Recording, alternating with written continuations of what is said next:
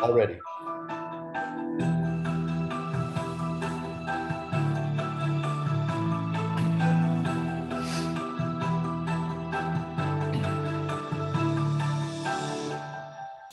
Hey everybody, welcome. My name is Joe Wachunas here, as always, with my partner Brian Stewart at Electrify Now.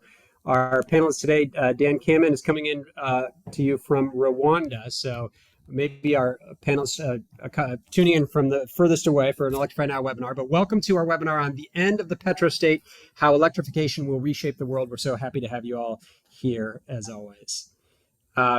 Just a little reminder about Electrify Now. We're an all-volunteer nonprofit organization that believes that electrification is the key to decarbonization. And we try to boil down our message to 4 key points so that we can all take part in this electrification movement. Number 1, clean up your electric supply. That means getting solar panels on your roof or subscribing to community solar or your utility's green power program. Electrifying your home. We have a lot of videos on our YouTube page and do monthly webinars on just how to do that. So we'll talk about our YouTube page in a second. Number 3, electrify your ride.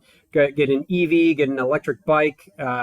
Make sure you're using electrons to get around. And then 4 is electrify everyone. We'll get to that in just one second. So huge thanks to the almost 50 members of the Electrify Coalition. We are currently at 49. Which organization will be our 50th member? If you're excited to join this coalition, it's for-profit, nonprofit, trade organizations, just a lot of orgs interested in electrification as an answer to our climate crisis. Contact Brian or I, or if you'd like to join. And as mentioned, thank you to the folks who donated to this webinar. We're all volunteers, so we collect donations for the Electrify Everyone program. We've raised to date over $3,000. Just for this webinar, we raised $200. And this is the program that we partner with Community Energy Project. And we replace old, inefficient gas water heaters with new electric heat pump water heaters, saving families thousands of dollars and tons of CO2. And so far, we've replaced over 50 water heaters just through this program. So thank you to everyone who's donated so far. And we'll put a link in the chat to do that. Upcoming webinars, we just wanted to say thank you. We've got over 500 YouTube subscribers. So find us on Electrify Now and go to our YouTube page and subscribe. Get all of our past webinars. Learn how to electrify your life. I just want to say in June, we're going to be talking about portable heat pumps. Really excited about that one in this new low-cost technology. And then in July, we're going to be talking about heat pump water heaters. But this time, we're going to be focusing kind of on a builder experience, new construction, why builders are putting in heat pump water heaters and what their recommendations are. So join us for those webinars. And Brian, tell us about today's webinar. Okay, so we are going to be talking about this question of how renewable energy and electrification can end the petrostate and avoid some of the problems that we're seeing top of mind right now with what's going on in Ukraine. And just to kind of get a starting point about, what we might be, because we're going to be talking about what we might be moving towards with renewable energy and electrification. But let's just start with where we are today. So if you look at the countries around the world that are the largest producers of oil and gas, this is a map of oil reserves, but basically where there's oil, there's gas in general. So these relatively few countries, if you look at the large blobs on the map here that represent, Canada, US, we're one of the smaller ones of the big ones, so to speak. Venezuela, Nigeria, Libya, Saudi Arabia, Kuwait, Iraq, Iran, Russia, UAE, relatively small number of countries that control the vast majority of oil and gas resources around the world. You can see the smaller players on here are dwarfed in comparison to the larger ones. You can see that most of Europe, for example, is not producing much in the way of fossil fuels. So what emerges is this picture where there's a relatively small number of countries that have control of the fossil fuels that are used globally. And obviously that comes with all the profits that's associated with this. And to some degree, as we're seeing in the case of Russia and Ukraine today, a degree of leverage over your neighbors that comes with all these resources. If you look at it from a corporate level, a similar picture emerges. The top 20 companies in the fossil fuel industry control about 35% of the resources. They produce 35% of the emissions. You can imagine, therefore, they are accumulating 35% of the profits from fossil fuels. And you can see that it's sort of a mixture of state-owned and investor-owned companies. You can see Saudi Aramco up there at the top, Gazprom, the Russian company there, number 3. But even in this group of the top 20, you can see the huge disparity between the big ones at the top and the relatively smaller ones. So you can imagine that the remaining companies that are involved in this are relatively tiny compared to these top 20. So what emerges is this picture of concentrated resources, concentrated wealth and power associated with those resources. And so the question is, as we transition to renewable energy and electrification, how is that going to change this picture? And so what we're going to be exploring today is, can this shift to renewable energy potentially avoid some of these problems that come with these highly concentrated resources? Will that shift change the global balance of power? And what is the possibility for renewable energy and electrification to bring more environmental justice and equity to the world? So we'll be also talking about just the state of the transition to renewable energy and what it's looking like. And we have a really distinguished guest with us today to help us with this conversation. I'd like to introduce Dr. Daniel Kammen. He's the Distinguished Professor of Energy at the University of California, Berkeley. He's the founding director of the Renewable and Appropriate Energy Laboratory, RAEL. He's co-director of the Berkeley Institute of the Environment and director of the Transportation Sustainability Research Center. He's also been a contributor or coordinating lead author on various reports of the Intergovernmental Panel on Climate Change since 1999, and he's authored or co-authored 12 books on topics related to energy and the climate crisis. So we're really pleased to have Dr. Kammen with us today. And with that, I'm going to turn it over to you, Dr. Kammen, to share your screen and kick us off. Well, thank you so much for having me on, and thank everyone for participating in this. And so I'll start off by, I guess, giving away the punchline of the talk in slide number 1, which is never a good sign to keep people engaged. But I think that, the common joke that we often tell in the energy world is really the place to start. So as you can see, I work at UC Berkeley, faculty and department chair there, but I'm currently away. I'm actually serving in the Biden administration as the advisor for energy and innovation at the US Agency for International Development, because I personally think that this question about how do we end the petrostate is about the US, but it's also about giving a warning sign to countries that are considering additional fossil fuel investments, because the map that was just shown really highlights the amount of resources in the ground not yet exploited. And so I would say the starting and the ending point for my comments today are really going to be 2 things. And do put comments in the chat if you just can't resist. I will try to monitor them as we go, because I'd rather make it a conversation as we progress than try to squeeze things in at the end. Yeah, but thanks, Dr. Kammen. I'm just sorry to interrupt this for a second, but we should have said this at the beginning, but we will definitely hope to end it with a really robust Q&A section. Okay, and so we'll do it at the end. Put your questions in the chat. We'll be monitoring them, but we'll also have plenty of time at the end for Q&A. So thanks for reminding us about that. Okay, so to me, there's a real simple 1-2 punch here, and that is that, first of all, the climate change story looks really difficult. On a technological basis, I would argue it's actually pretty easy. And that means you have to look not at what's our technical or social or economic capacity to make changes, but what is our willingness to make those changes. And I'll get to some of the numbers for that in a bit. But to my mind, the question that faces us today, the end of the petrostate, is the one that energy analysts love to say, and that is that the Stone Age did not end because of a lack of stones.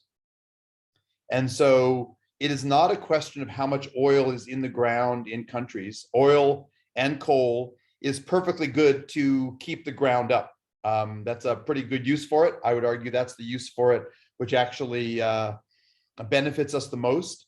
But the real other questions are, what do we do with our newfound knowledge of climate change, of the degree to which energy as we use it today is unfortunately a tool of massive injustice, and Dag got it right. That is an Amory Lovins quote. And so what I want to highlight in my comments is really the degree to which I'm going to say something a little bit heretical, and that is that the climate change story is not our biggest problem. Our biggest problem is greed. And climate change is an example, an instantiation of greed. It is not the prime driver. And I'll try to help illustrate that first, why fixing climate change today is not that difficult. We feel like we're behind in the race, but we have the tools. But the real problem is economic, racial, social injustice, and the way that plays out in terms of exploitation. So let me kind of jump in on the pieces. So as just Joe mentioned in the beginning, if you want any of the kind of the materials I'm going to highlight today, they're on the website of our laboratory. That's RAIL, Renewable and Appropriate Energy Laboratory, .berkeley.edu. And then the Twitter is actually a tweet where we do 1 or so messages a day, sometimes 2, from the lab. But it's under my name, so it's kind of easier to track in this world. So let me kind of jump right into what I think is at least to me, the key issues. And that is when you look at a rooftop like mine in California. Here's my roof 2 years ago on a nice June day. And there's the output of my solar panels. I have fancy high-tech panels with so-called microinverters. Some of you might have the same. So I get data from each individual panel every 5 minutes. And here is the rooftop of my home in Oakland, in the Montclair section of Oakland, on a day during the climate apocalypse. And you can see, I mean, those orange skies, the kind of the Mad Max world. And you can see the output of solar on that day, September 9th, was about 5% of what it is in a regular day. So we see the impacts of climate change in terms of the fires around the world, in terms of heat waves, but also its direct impact on our ability to take advantage of clean energy. So if anything, I would call this an ancillary disservice that our fossil fuel economy does to us. It is hurting not only ourselves as humans, ecosystems, rivers, plants, et cetera, but it's hurting our renewable energy world as well. And so all these are reasons to get away from it. That said, if we had this talk 30 years ago, we'd be talking about the potential role largely of nuclear and of hydro as low or non-carbon resources in the electrified world. Well, I was in college in 1983, and there you see the Grand Coulee Dam, and now we have the Grand Coulee Dam just this last year with not enough water in it to run the turbines, and so low water that we can't even access it easily to put out fires. And so there's like doubly and triply kind of, it's a negative cycle impacting us. That's the bad news. That's the news which should have mobilized us to move towards electrification much more quickly. We instead delayed and delayed.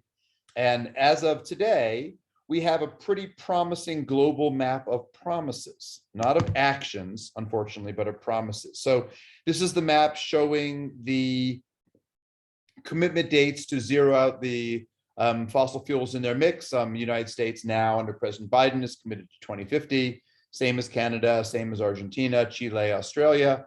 Europe is 2050 or earlier. I think that some of the states like Sweden are probably not going to make it by their target, but it's good to have these targets. And from my perspective, most interesting is the countries whose demand is growing. In all the countries I just mentioned, demand is basically flat. It's growing at 0.5 or 1% a year. It's not a big deal in terms of the need for new generation. So in the affluent North, in the affluent East Asia, North America, Europe, we're talking about replacing fossil energy with clean energy. But in much of the rest of the world, their demand is growing quite rapidly, 2, 3, 4, even 5% a year. And I would just highlight 2 of these that I focus on in my job in the Biden administration. That is Nigeria, committed to go zero carbon in 2060. This is a country that is, its economic engine is 85% powered by natural gas. South Africa committed to a so-called just transition, meaning a racially, socially, economically just switch. And they are a coal-based economy by 2050. And so then we get a range of others. And so it's really that story that I think is going to determine how we move ahead on electrification or not. That's the map of today. California, I think everyone here probably knows this, that California is committed right now by the letter of the law to decarbonize in 2045. Governor Newsom, in his campaign to win the recall election, which he won handily, he committed to the U.S. moving forward, California moving that date forward to 2035, a full decade earlier. And those of you in Los Angeles, I did an op-ed just 2 days ago in the Los Angeles Times about why we're behind schedule and what the opportunities are to accelerate. But California's map, as of today, not as the map that myself and Governor Newsom hope, says 2045 is our net zero carbon date. But if you look at the bar charts here, don't stare at it too much. It kind of makes me nauseous a bit. But the biggest band is transportation, the brown, the third or fourth from the top here. And so you say we are a transportation emissions dominated state today. 20 years ago, we were electricity driven, dominated because of the carbon in our electricity production. Now it's vehicles. And so something that looked impossible 20 years ago when Amory Lovins wrote that quote that I used about the Stone Age, now it's our transportation story. And so we need to do that both for our own benefit, but critically so that other countries and nations and states that look at California closely for what works and what doesn't see a successful model. As we kind of jump forward in the story a little bit, California has also said that by 2035, we're going to end the sale of new internal combustion vehicles.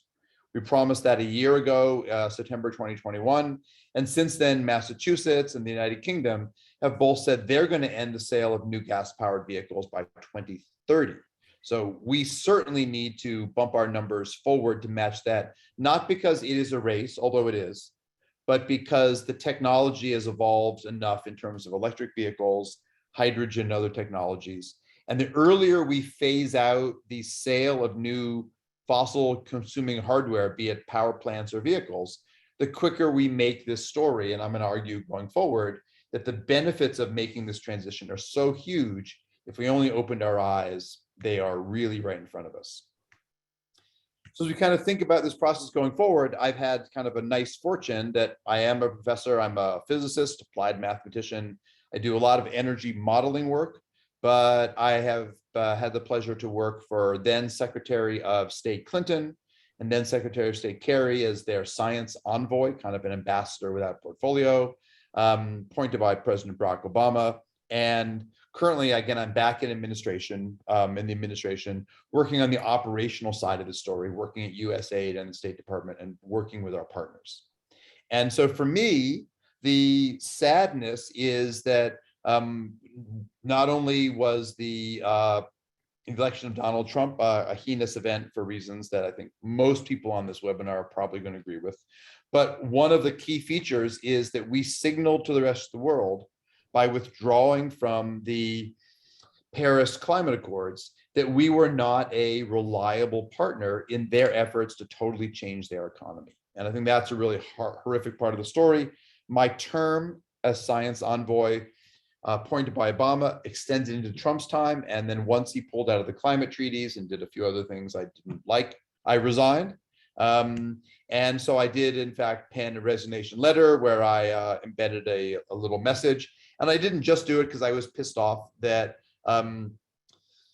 that Mr. Trump had violated US agreements around climate issues, but I was particularly disappointed because what the signal went out to the rest of the world is that US policy was very, very fickle. We had signed on to the Paris Agreement. He then backed us out of it. Thankfully, first day in office, President Biden put us right back in. But it highlights the degree to which the ability to move forward is really about an ability to tell key actors, our partners overseas, our biggest companies, that we are serious about a change for good reason. And this was a massive undermining of that process. Now, that said, we have seen some really remarkable political steps forward in this, actually the first full day in office of President Biden. And what President Biden did is a useful kind of touchstone, Rosetta Stone, if you will, of of what it means to electrify everything. What the president said on his first day in office was, in an executive order, that the federal government was going to adopt a so-called social cost of carbon. Bit academic, bit nerdy, but the social cost of carbon is an effort to say, let's figure out how much damage our petrostate does to us and use that to advance the conversation. Notice what the president didn't say is, I love a carbon tax. I love a cap and trade system. I love a cap and dividend. There are people out there who spend a lot of time arguing which of these mechanisms is their favorite, their best. You can make an argument for each of them. You can make an argument against each of them. What President Biden did is to say, I'm not going to play this kind of muddy game in microeconomics. I'm just going to say, let's trust the science. Let's figure out how much damage fossil fuels are doing to us, the planet and people. And I'm going to use that number, and anyone, any country, any company, any consultant that wants to do business with the federal government needs to adopt this number too, so we can have a meaningful conversation around costs. That is leadership. And if we look at what it means for the United States, this is a map of the US showing the price of electricity for a new power plant you would build tonight, so-called the overnight cost, in different parts of the country. And you'll notice it's not a slam dunk for renewables. In the Southwest, solar winds, nuclear has a small patch where it's the least cost in Wisconsin. It's a little bit tricky. I didn't use a Berkeley metric. I used one from the University of Texas, trying to be a little more less West Coast centric and arrogant. They don't actually include the nuclear decommissioning cost. I'm a professor of nuclear engineering. I worry about that, but it's a small pocket. Wind is the least cost in a good chunk of the middle of the country and in Appalachia, in New York State. And that's with no price of carbon. What's the price of carbon in California today? You can look it up. And it's about $20 a ton. So let's drop that number in, and what you see, if I don't make you sick by going back and forth, you can see that basically solar would win out over more and more gas if we use the California market price. The social cost of carbon, however, is somewhere between $50 and $100 a ton. And depending which model, which discount rate, you get different numbers.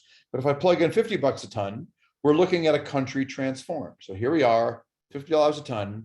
Wind is the least cost for much of the middle part of the country, upstate New York, Appalachia. Solar is the least cost in the rest. There's a small, tiny pocket where gas is cheapest, largely because of not great wind and too many rainy days, as anyone from Seattle knows. And again, that's a world transformed. So why aren't we doing that today? We are making good progress. The United States is installing more and more solar and wind. We're electrifying transportation. Just this past year, 16% of all new cars in California were electric. That's fine in the US context. Last week I was in Norway. 76% of all new cars purchased in Norway are electric, and they anticipate hitting 100% EV vehicles in the next 3 years. So that highlights the electrify all component of the story for the biggest remaining piece in California. Other kind of nerdy data to kind of set the stage. This is a graph that kind of only a physicist or a material scientist would love. I don't expect you to even look at it in detail. What you're seeing here is the maximum efficiency of solar cells and the company or the university that holds that record at various points of time. You can see that the efficiency of so-called crystalline or multi-junction or large pieces of silicon cells have increased pretty steadily. You can fit a straight line to that since the 70s, but we've got some newcomers out here. So these emerging technologies, something called the perovskite, which is a solar cell based on a totally artificial, but relatively cheap material. A quantum dot is a very cool, sexy type of solar cell. And then organic cells that don't even require silicon. And you can see these guys they're not as efficient as the best cells, but they are growing. The slope of the line is much more rapid. And that's a really critical observation. What it says is that as we invest more, we discover more things. Shouldn't surprise you, but we can translate this curve into action by looking at the price declines of different technologies. The price decline of solar has been dramatic. It's fallen by 90% in the past decade. And actually this curve here, and just notice for if you're not an engineer, these are in decadal or log units. And when you see a straight line, it's called a power law in my world on the science side. And what it means is that the price is declining proportional to the number of new units deployed. The slope of that line gives you how quickly. The slope of this line for storage, for energy storage technologies, lithium ion batteries, other technologies, is about the same as for solar. And what it says is that every time we double the number of units sold into the field, we observe empirically about a 20% cost decline. It's called Moore's Law. And so here it is, again, price is the marker here, and the date is just a stamp along this curve. And so we're seeing for solar and also for batteries, dramatic fall in prices. That means Electrify All is entirely workable, because if it was just true for solar, we would have problems storing that energy for night. And if it was just true for batteries, we wouldn't have a good generation mix. So we are seeing costs falling dramatically. The cost for wind power, the cost for solar, the cost for batteries, all bottoming out at incredibly cheap prices. So cheap today that a critical statement made by a number of analysts and then repeated over and over again in the Bloomberg news cycle is that today it's now cheaper to build new renewable energy and energy storage facilities than it is to simply operate existing fossil fuel technologies. And so that right there should say that if it wasn't for the biases, the illegal backroom deals, the old white men's smoke-filled room story, where we make a lot of big buck decisions, we would be switching to clean energy today at rapid rates, more rapidly than we're doing, and that places like California could move their zero carbon dates dramatically forward. That really sets up the story in terms of technologically, could we do it? Yes. Financially, could we do it? Yes, because these clean energy systems are cheaper than fossil energy, but we have a system built around fossil. And by built around fossil, what I mean is that we subsidize companies that pollute and we penalize those that don't in a whole variety of ways. One of them is that if you want to put solar on your roof or buy an electric vehicle, you need to buy the vehicle and the fuel up front. That's kind of the definition of renewables. In a fossil fuel world, if you buy a natural gas power plant or a stove, you might only be paying 30% of the cost up front in the hardware purchase. Everything else comes in the purchase over that 20, 30, whatever your lifetime. So we need to flip our financial institutions so that they reward green as opposed to rewarding pollution. And right now, our banks reward pollution. The more you spew into the atmosphere or to a river, the more your company looks good because it has a high gross company product. And so we are subsidizing dirty companies to pollute us to death, basically. We know how to do things differently. Here's an example of California taking a bold step. It did take a lot of time, but as of 2020, you may not build a new home in California that doesn't generate with renewable energy as much or more energy as it consumes during the year. That is a flipping the old narrative on its head story. It required complicated deals with banks, as you can see in the red here. It took us 10 years to get it through. Governor Brown signed this into action. And what we found is that it was end up being cheaper to build a home without all that gas infrastructure, because solar on the roof and a meter on the side of the house is a pretty easy way to go. So if we can get out of our old mindset, renewable energy is arguably not only cheaper, it's healthier for us, and it puts money into people, not some goo we pump out of the ground. And I want to highlight that because it sounds trite, but it's pretty important. When you invest in a fossil fuel-based system, and if 70% of the cost of a natural gas plant is the gas you're going to buy over its lifetime, you're not investing in smarter people, better healthcare systems, human capacity. You're investing, literally in a hole in the ground. Renewable energy and energy efficiency, by contrast, you're investing in creative industries, people, companies, you're investing in the human future. And it's a really critical but often overlooked part of the story that fossil fuels are not only polluting the planet, but they're poisoning our ability to think in innovative ways. And that is a critical part of meeting future challenges, whether it's Ebola, what's going on in Ukraine, building new innovative technologies, creating the next Steve Jobs or whoever is your role model or whatever else. That's the story we want to promote. So when California said, we're no longer going to permit you to build a home in state that doesn't generate as much energy as it consumes, there was a huge outcry. All of the housing companies objected. They lined up in front of the governor. They said, this is anti-American, this is vaguely or strongly Marxist, et cetera, et cetera. And they hadn't even read the letter of the piece of action. This is in California, where we like to pride ourselves on a relatively educated industrial sector. Well, why were they objecting? Because they were used to making money building homes and they were getting a good return.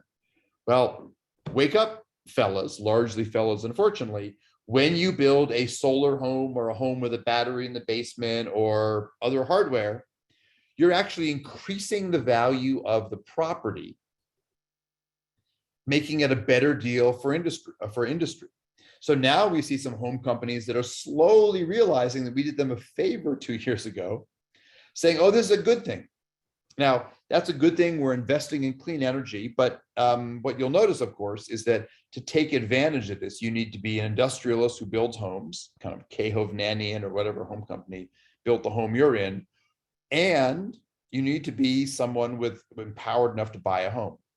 And the US has a multi-century history of discriminating against minorities, women, redlining, making it difficult for not the empowered ruling class to not only buy a property, but even rent properties. And so most of our mechanisms to support the energy transition are built in the economy we used to know.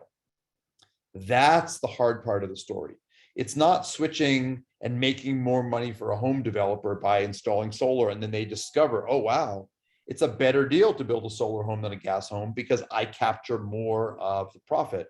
The real challenge is, how do we do this in a way so that renters, low-income people actually get to benefit in this process? And this is really where justice is the critical element that we all need to build in. And we will not electrify all until we electrify low-income people, people of color, single women, homeowners, people that we discriminate against actively in this country and around the world, because they are not only a market, but they are a power base for a more just, more decentralized economy.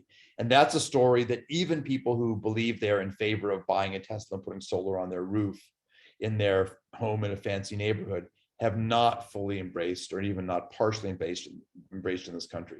Justice makes the energy transition easier, not harder.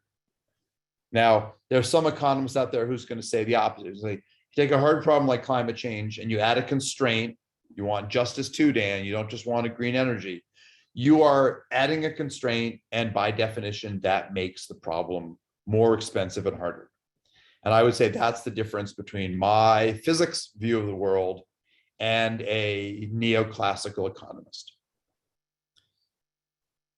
We have the opportunity to tunnel through to create new types of solutions, to invest in low-income communities, to make it valuable to protect forests and wetlands and oceans.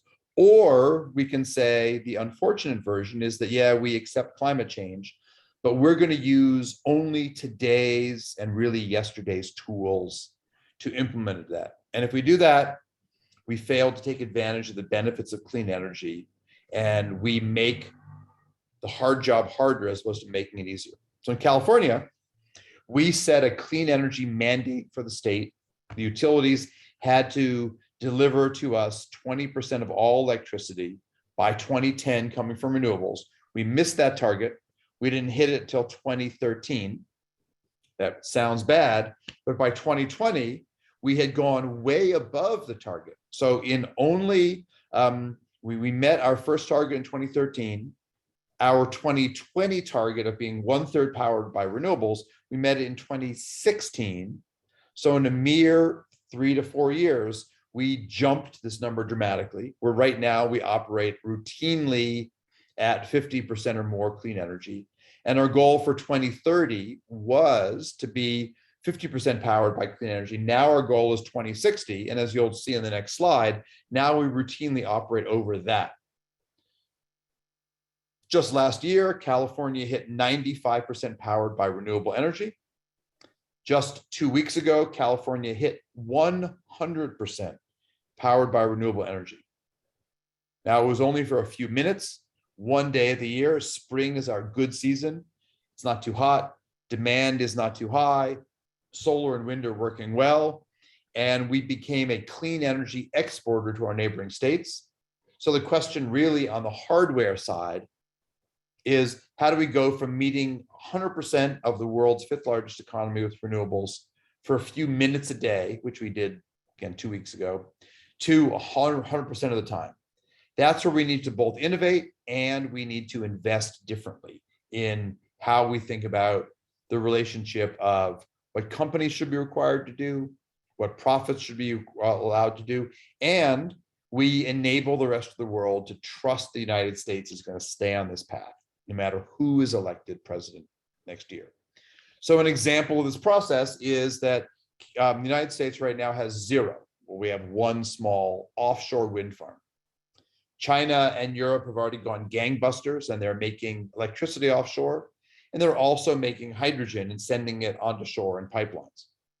California has 0 offshore hydrogen today, but assessments by a number of groups, my laboratory, the state's agencies, indicate that if we take advantage of the now low cost of offshore wind, California could get 1/4 of its energy by the end of this decade from offshore wind, a technology we don't even use today at all. That is the kind of the game changer that investing in innovation, investing in Electrify All can bring to us. Again, we have incredible high offshore wind resources. And one of the nice features is that the siting issues around transmission lines are pretty easy. Fish and whales have a vote, but they have a vote in terms of us being sure we protect them, we do not abuse their environment. Whereas trying to build a transmission line from the best solar areas in the Central Valley to the best wind areas is one where we have 10-year battles to put up new features. So this offshore wind world is a fascinating opportunity. Here's an example. I just thought I'd throw in a real live case. This is a Norwegian company called Core Power. And this is one of their floating wave buoys. And if we kind of zoom in on it, it's kind of cool to take a look at how it works.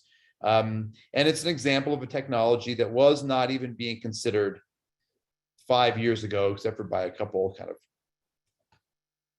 driven individuals who want to make it work. Now we're thinking about extracting wave energy. We're thinking about sending solar power down from space in the form of microwaves. These are things we're not going to do overnight, but they are part of this wave of innovation to electrify all. If we kind of think this through going forward, there's again a whole nother set of interesting aspects of it. One of them is education.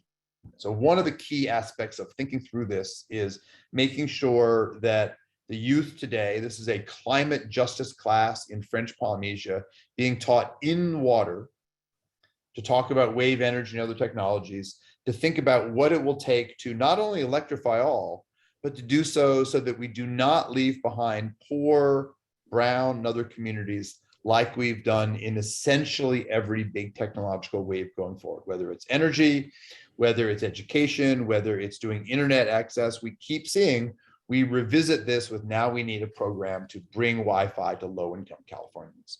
That means that we're not learning the lesson of new technology. We're solving a new problem with new hardware, but very antiquated ways of thinking about education and partnership and a whole variety of aspects. And again, this picture won't surprise you. As a result of that, if you look around the planet, the top 1% of people on the planet are 15% of global emissions, and the top 10% of the global affluence community generates more than half of global emissions. So justice, and inequality are our bigger threats, in my view, than climate change. And a big part of this story is that we keep coming up with new mechanisms to just deploy cool new technologies. And we do so in a way where we reward the richest people to be the adopters, not to make these technologies more and more available to larger parts of the community. So I probably don't need to bore you with the fact, but I'm going to bore you just very slightly just to highlight that data analytics can tell us a lot. Here is an assessment of who has solar in the United States and who doesn't. This is a partnership that I did with two of my postdoctoral fellows, both of whom are faculty now. So as a proud academic, I'm very pleased. What we did is we used data that Google provides. They've imaged every single rooftop in the United States, 60 million rooftops, and we combined that with census data to say who has solar and who doesn't across the country. So if you're in a community where there is no dominant ethnic group, the no group is more than 50%, we call that the no majority, that's kind of the baseline. And you can see it's pretty steady over people who are living below the poverty line to those 10 times above it.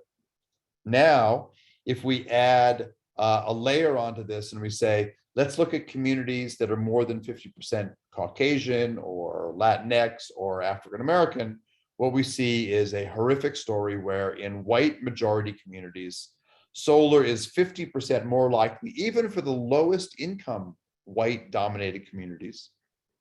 For Hispanic communities, solar is almost 50% less likely to be seen across essentially the whole range of income. And for African American communities, what we see is 70% less likely to have solar for an African American dominated, meaning 51% or more community. And so here we have an example of a great new technology. Solar is going to be a big part of the future, that we have used old style cronyism, buddyism, lending to those who we know and trust.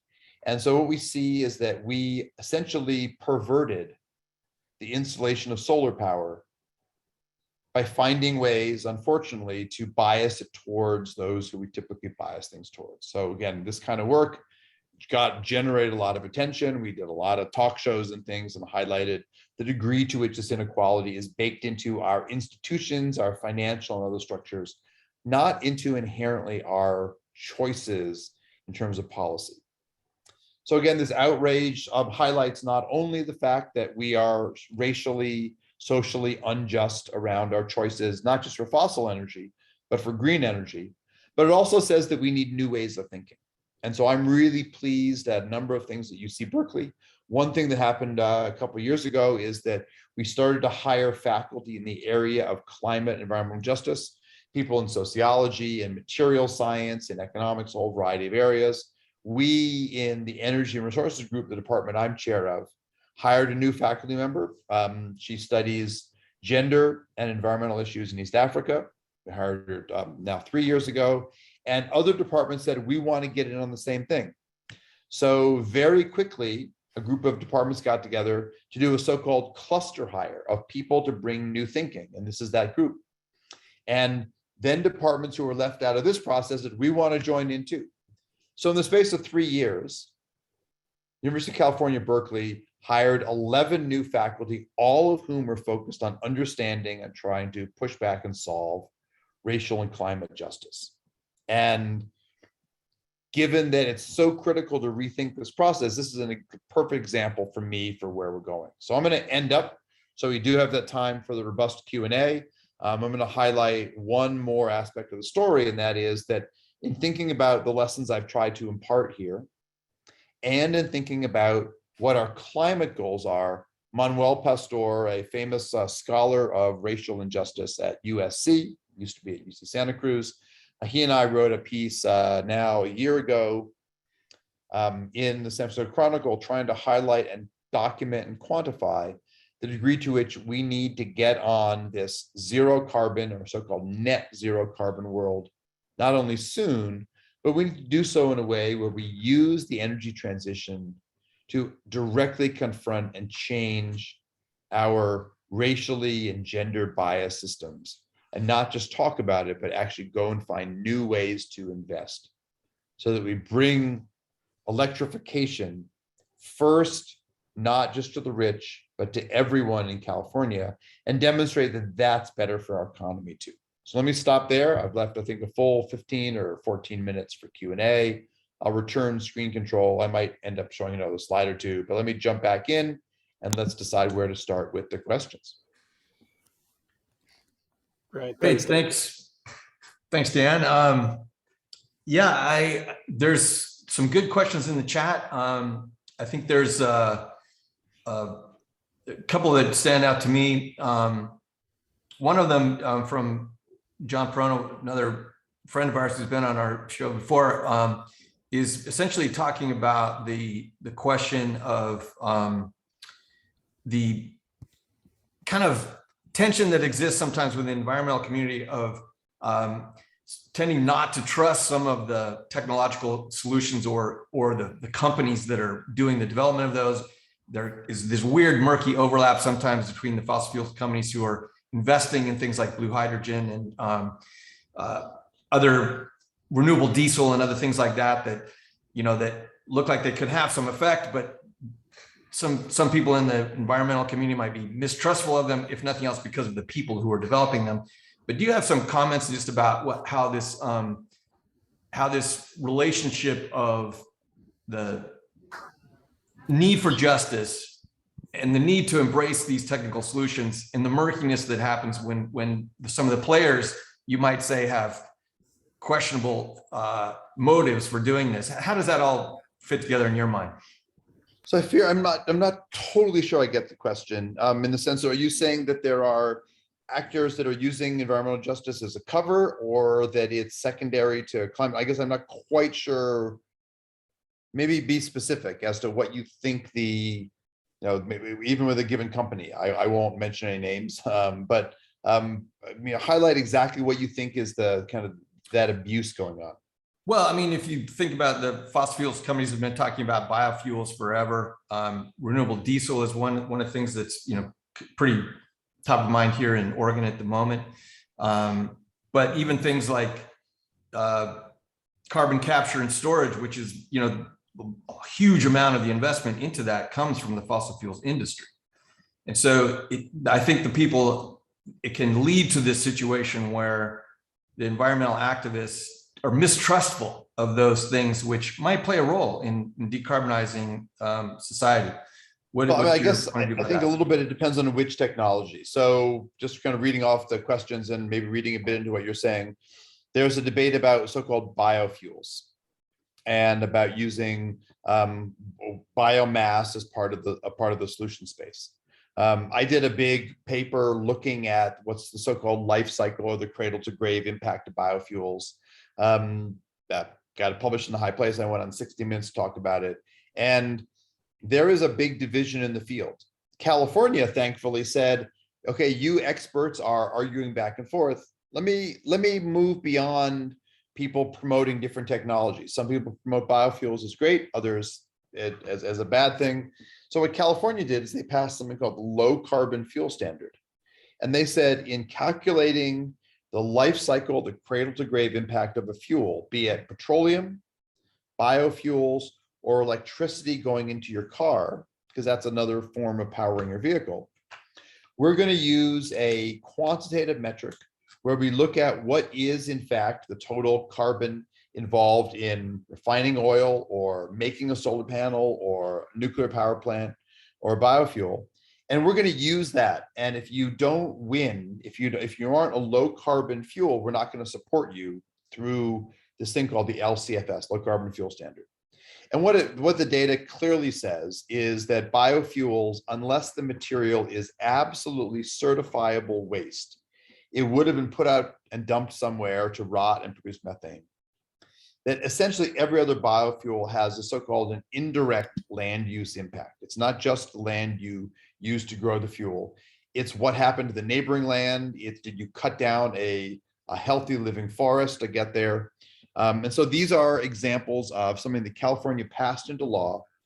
And that's why California, that 15 years ago, thought that ethanol might be the replacement for gas on our cars, said, no, we are going to become the national leader in electric vehicles. And that's what California is by a huge margin. 2/3 of all EVs in the country are in California. So that's one example. That's why I think you have to take it case by case. There is a question that relates to this on nuclear. I am a professor of nuclear engineering. And I think that the argument about nuclear is unfortunately being got at the wrong way. It is an argument about people looking at what they think is the so the perspective on nuclear versus coal. I would certainly rather have a nuclear plant in my backyard than a coal plant. However, nuclear today is unaffordable. The two most recent nuclear plants built anywhere in the world are 5 to 10 times over cost because we build them in ways that don't make sense. And that's even before you put any price premium on nuclear for risk. So the nuclear we are building today, in my view, is a loser in this decarbonization story. And it causes kind of complications in the field of some environmentalists are against it, some are for it. I actually think that by 2070, the world will be dominated by nuclear power. But I think that nuclear will be mix of nuclear fusion and more nuclear fusion. Solar is fusion. So I would predict a world dominated by nuclear fusion plants and solar power as the two that we will likely go to, in kind of the 40, 50-year time horizon. I do not see even the new generation of nuclear plants, the so-called small modular and others, winning out in the story because they are not fundamentally different in terms of the physics or the economics from our current generation of nuclear plants around the world that are simply not affordable. And that's even before you put a risk premium on. So kind of a long answer to your question there. Yeah. Well, thanks, Dan. So Dan, I mean, to kind of sum up, this topic of in your slides, it seems like your slides are showing us on this trajectory to a clean energy future faster than we thought. There's still some impediments blocking our way. Do you see, comparing Brian's map where all the fossil fuels currently lie to an electrified distributed future, do you see that that new electrified world in and of itself will be more democratic and more just, or do we have to really actively shape it? No, I think we have to be active. And so, so there's two aspects of this. One is, do we think we replace petrostates with lithium or cobalt states because they end up being the materials leader in the new world? I don't think that's what's going to happen. The feature about renewable energy that's most interesting to me is not that you can take a current gas plant or coal plant and you take it out and you drop in an equal size renewable energy plant, maybe renewables plus storage. So you kind of take advantage of the existing grid. Wherever you have dirty power, you drop in clean power. That would be fitting a round peg into a square hole, because the real benefit to me of renewables is that it is inherently a more democratic technology. My rooftop can have solar on it. Your store can have solar on it. I can have a battery in the basement. And the real interesting aspect of that story is that you change from being a consumer of a product provided by big companies to being what we call, it's a bad word. It's an awkward term, but to being a prosumer. Some days I'm buying clean power from the grid. Other days I'm selling my clean power to the grid. And so Sean asked the questions about lithium.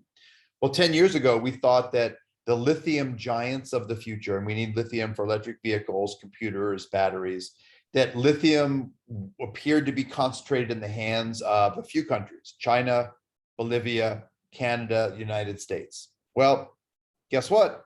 2 years ago, it was discovered that there's an ability to extract lithium from seawater that is cheaper than mining it anywhere.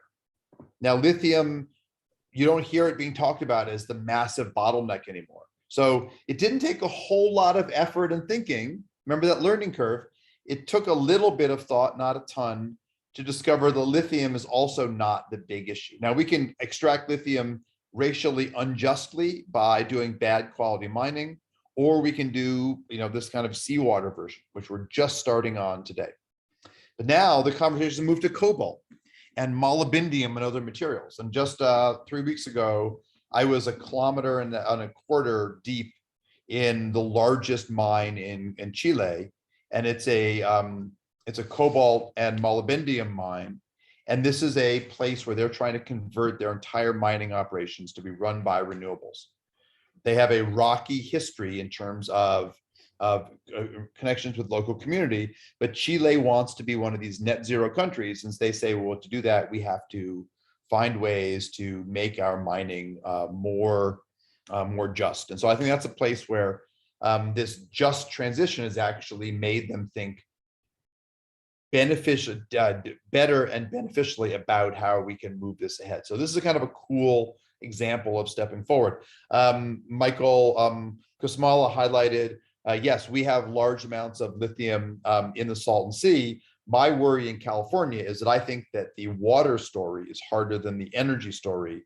And I would like to leave as much of the Salton Sea as untouched as possible. So there are, these competing aspects of how do we kind of move ahead on this. I mean, do you see, so if we don't guard against,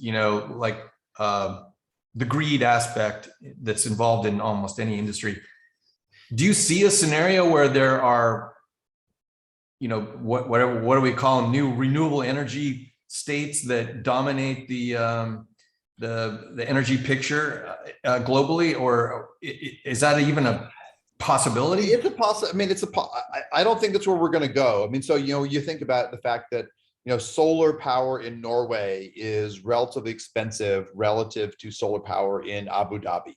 And so maybe Abu Dhabi becomes the solar leader. They give up on oil, they become solar, and they export it by transmission lines to Europe. It's a possibility, but distributed solar and our ability to make solar panels better and better, we now have solar panels that we can create today that are almost as efficient as harvesting energy in cloudy conditions as in clear conditions. And that's because on a clear day, you've got a lot of direct solar. And what's wonderful, what do we call spill of solar energy? It's a sunny day. But will Abu Dhabi sort of become the OPEC of solar? I don't think so. Partially because we can make the materials better, and also partially because I think in 10 years, we're going to start deploying solar power stations in space, where we beam power down. Doesn't matter where you are. While that sounds expensive, one of the nice features of beaming power down is that it's available 24 hours a day. So you need less storage.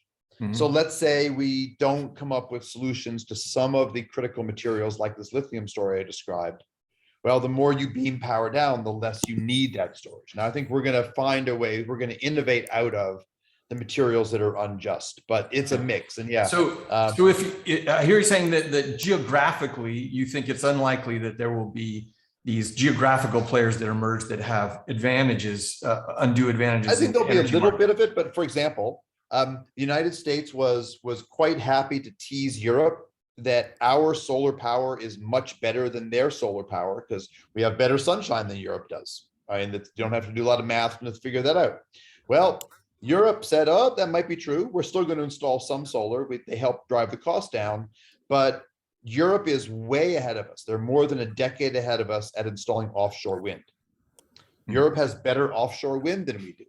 We're starting to catch up, but we don't have the incredible offshore wind of the North Sea, in parts of the Baltic, et cetera. And so I think that Europe is likely to be a lot more wind dominated than we will be, but we will be more solar dominated. So I think that there is this kind of mix around the planet. Yeah. So it sounds like, so I think I'm hearing you say that from a geographical standpoint, unlikely to have winners and losers so much because of this balancing of different kinds of energy. From a material standpoint, doesn't look that onerous in terms of there being highly concentrated materials that are only available in certain places.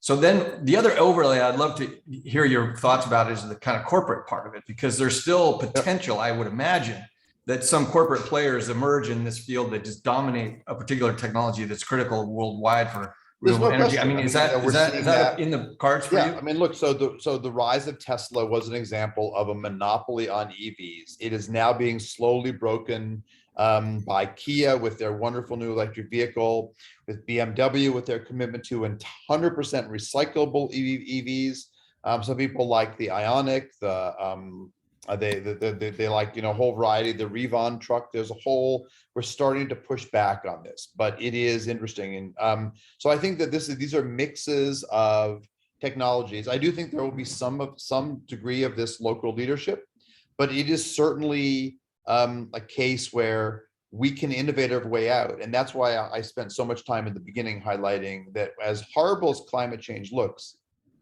I think we have solutions there. I'm less convinced that we have solutions to the other big problem, which is human greed and the interest of people to exploit others. And that is also something that goes back a long way. Well, maybe we could one or two more questions. One more possible barrier in the human greed. Someone brought up the utilities in California, fighting the rooftop solar. Do you see utilities as large power players in this new electrified world, and will they become the new fossil states that we have to watch out about? Well, I think it's a mix. I mean, right now, if you go to Washington, D.C., we'd say nice things about California's utilities because they're generally better than the rest of the country in terms of more solar, more storage, et cetera.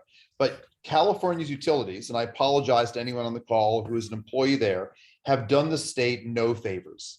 They have been as recalcitrant as they possibly can be in blocking electrification, in blocking EV charging opportunities for low-income people, in not making leasing of EVs available. And we're trying to give them more business. We're basically trying to give utilities the business that goes to oil companies.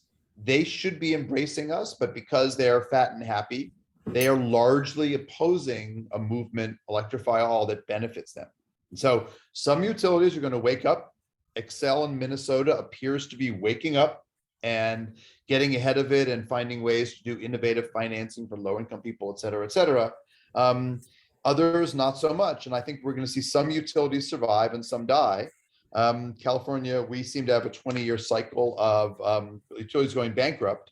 And I keep waiting for a clear signal that some of our utilities are going to really be progressive. Now, right when I moved to California, when I moved back to California 22 years ago, PG&E was seen as the greener utility. Right now, totally wrong. Southern California Edison is being much more innovative, is fighting against solar far less. I didn't say they're not, but they're far more amenable than PG&E up here. And so I think we're going to get some survivors and some that are going to have to and need to die. And Dag is right. SMUD was a very clever innovator, but we got a long way to go. I agree with Tracy. Behavior is a real bear. And you see that the disaster, the invasion of Ukraine, has been used as an excuse for a whole variety of petrostate players, big oil companies, record profits, states that wanted to push back, using Ukraine as an example of why we should produce more oil and gas because we have to support Europe, as opposed to saying, this is the time we need to accelerate the transition to renewables. And so we see lots of retrograde behavior here. Well, thanks. That's fantastic, Dan. I know you are between dinners and doing lots of great work out in Rwanda, so we appreciate your time here today. Thank you so much for sharing your expertise on this all-important topic, and really appreciate having you on. To everybody tuning in, thank you so much for tuning into this webinar. We'll post this on our YouTube channel shortly, send out slides and a recording to everybody who registered. Don't miss our upcoming webinars on portable heat pumps in June and heat pump water heaters in July. And Brian, you want to take us out? No, I just want to again say thank you, Dr. Kammen. We could have talked about this thing for hours. I mean, there's so many dimensions of this, and I think we just scratched the surface. But I also feel like we got a really good picture of how things could potentially shape up as we transition to renewables. And it is a cause for optimism, I think, at so many levels. Like there's these. I am continually kind of satisfied to see how serious the question of equity is being taken at pretty much all levels. Whether you mentioned really the deep commitment that UC Berkeley has had to this, and you can see it in policy that's happening all over here in Oregon. You can't pass a law now unless you're really considering equity, I think, in terms of how that is involved, regardless of what it is, which I think is really encouraging. So there's a lot of reasons to be optimists about this. I continually try to remind people that I talk to that all this renewable energy comes with unbelievable side benefits like clean air and clean water and all these other great co-benefits that we sometimes forget to talk about. But I want to thank you again, because I think that really helped create a good picture for what's happening. And even though we didn't drain every possible dimension of it in the short time we had. So thank you. So we only got to some of the questions, but thank you all for doing this. Really appreciate. And thanks for doing this series. Really appreciate it.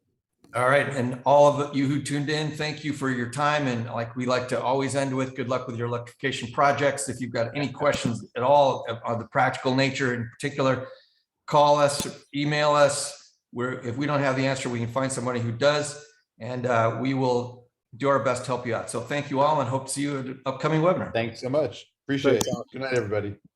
Bye.